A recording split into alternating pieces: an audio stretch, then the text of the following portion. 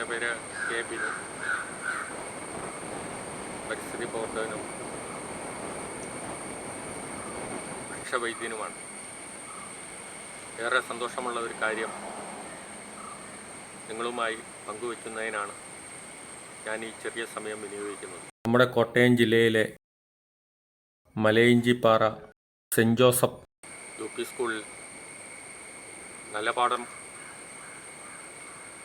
Award നേടി എന്നുള്ളത് ഏറെ സന്തോഷം നൽകുന്നു. ഇത് പറയാൻ കാരണം മലയിഞ്ചിപ്പാറ സെൻറ് ജോസഫ് UP സ്കൂളിൽ എന്നെ എത്തിച്ചത് പ്രിയപ്പെട്ട പരിസ്ഥിതി പ്രവർത്തകൻ ശ്രീ എബിയാണ്. മീനച്ചിലാറിൻ്റെ ജീവനാഡിയാണ് എബി. പ്രിയപ്പെട്ട എബിയും എബിയുടെ വൈഫും ആ സ്കൂളുമായി സഹകരിച്ച് നിൽക്കുന്ന രണ്ട് വ്യക്തികളാണ്. എന്നെക്കുറിച്ചുള്ള ദ ട്രീ ഡോക്ടർ എന്ന് പറയുന്ന ഡോക്യുമെൻ്ററി വൃക്ഷവൈദ്യം അത് ഷൂട്ട് ചെയ്തത് പ്രദർശിപ്പിക്കുന്നതിന് വേണ്ടിയിട്ടാണ് ആ സ്കൂളിൽ എന്നെ എത്തിച്ചത്. ആ സ്കൂളിൽ ഞാൻ ചെല്ലുന്നതിന് മുമ്പ് എൻ്റെ തൊട്ടടുത്തുള്ള ഒരു പുരയിടത്തിൽ ഒരു മാവ് മരിക്കുന്ന അവസ്ഥയിൽ നിൽക്കുകയായിരുന്നു. പ്രിയപ്പെട്ട ആ സ്കൂളിലെ കുട്ടികൾ ആ മാവിൻ്റെ അടുത്ത് വരികയും അതിൻ്റെ രോഗകാരണങ്ങൾ ഞാനുമായി പങ്കുവയ്ക്കുകയും ഞാൻ അതിനുള്ള ചികിത്സാ രീതികൾ കുട്ടികളെ പറഞ്ഞ് മനസ്സിലാക്കുകയും ചെയ്തു. അവസാനം ആ കുട്ടികൾ മുഴുവൻ ആ മാവിന് ഉമ്മ നൽകിയാണ് അവിടെ നിന്ന് ഞങ്ങൾ സ്കൂളിലേക്ക് യാത്രയായത്. സ്കൂളിലെത്തിയപ്പോഴാണ് മറ്റൊരു സംഭവം നടന്നത്. ആ സ്കൂളിൽ ശരിക്കും ഒരു പരിസ്ഥിതി പ്രവർത്തകനെ ബാൻഡ് മേളത്തിൻ്റെ അകമ്പടിയോടുകൂടി സ്വീകരിച്ച് സ്കൂളിൻ്റെ അങ്കണത്തിൽ നിന്ന് സ്വീകരിച്ച് ഹാളിലേക്ക് ആനയിക്കുന്ന ഒരു പരിപാടി ആദ്യമായിട്ടാണ് എനിക്ക് ജീവിതത്തിൽ അങ്ങനെ ഒരു അവസരം ലഭിച്ചത്. ഒപ്പം ഈ ഡോക്യുമെൻ്ററി പ്രദർശനം നടത്തിയതിന് ശേഷം തിരിച്ചിറങ്ങുമ്പോൾ ആ സ്കൂളെല്ലാം പ്രത്യേക രീതിയിൽ അലങ്കരിച്ചിരിക്കുന്നു.